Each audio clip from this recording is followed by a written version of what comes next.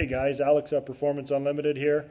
I just got done installing this FiTech fuel injection unit, and I thought I'd give you a little run through on how the install went and everything we did and how it works.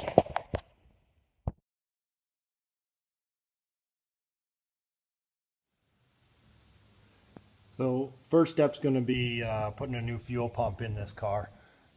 We dropped down the fuel tank, put a new sending unit in it, and installed this fuel pump here. Used some braided lines and hooked it up to the original existing line with a return line. You want to make sure that you're using a return line because it's a high pressure system. Next step is this O2 sensor. They give you a nice little piece of aluminum with a bung already in it, and then you just gear clamp it onto the exhaust pipe, onto the existing exhaust pipe. Just drill a hole, put this piece on, gear clamp it, and then screw your O2 sensor in. Makes it super easy so you don't have to weld.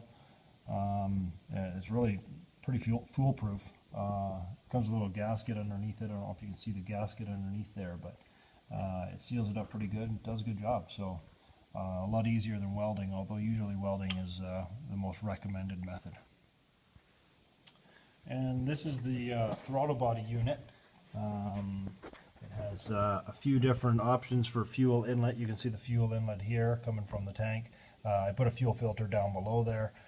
You can also use any of the other three ports, this one or this one, for a fuel inlet. This one here is a return, and it's marked on the side there, return, so that is a dedicated return. You can't change that one. You have to leave that as a return, and as you see, I got it running down here, going to the back of the fuel tank, returning the old fuel. So the rest of it is a few simple connectors. There's one connector here at the front for the coolant temperature. That's already pre-wired. Got a plug on it already, all done. There's a wire here that I'm not using. This is for the MSD if you're using like a 2-wire MSD box. And then you've got a 1-4-wire connector here. It's got the white wire is key on power. Blue one is for tack. The yellow is for a fan if you're using an external fan. Come around to the other side.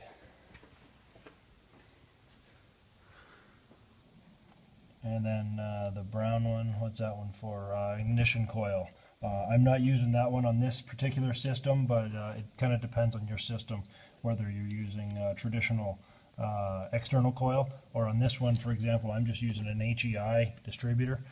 So that blue wire here just goes simply to my coil, my tack pickup on my distributor, and then my key just goes to the battery positive on the distributor because it's key on power and works great. So the big connector is just battery, battery power, 12-volt battery power, and fuel pump. That one goes to your fuel pump and supplies power to the fuel pump. That's about it. I know it looks like a big mess of wires and everything, but you can just kind of zip tie them up out of the way, and that's really all the connections that you need to make. You know, there's another one here. This one goes to your handheld. That goes in through the firewall and into the car. So I'll give you a little overview of the handheld and the control panel and everything you do for first startup. So you're going to take your key, put your key in the ignition, key on, go to your handheld unit, and we'll go to the main menu here. On the main menu, you've got a few options. You're going to go down to initial setup, engine setup, and you're going to go through all of these. I've already got them inputted because I've already gone through these, but you just go to each one and then and hit enter by pushing the button, and it says sent to ECU. You're going to do this on each one of them. It says sent to ECU all the way through. Make your changes based on your engine, and it gives you all the instructions on which ones to choose in the instructions. So we'll go back and we'll just go to our dashboard so we can monitor our values, and then we'll start it up and we'll see how it runs.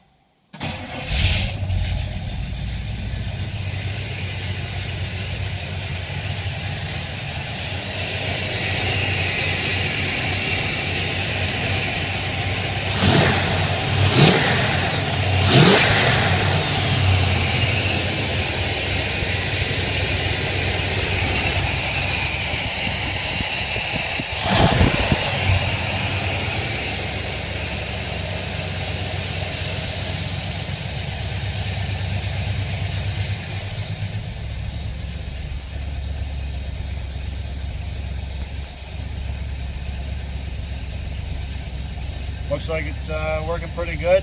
RPM might be a little bit high, so we can adjust that, but idling pretty steady. All the numbers look pretty good.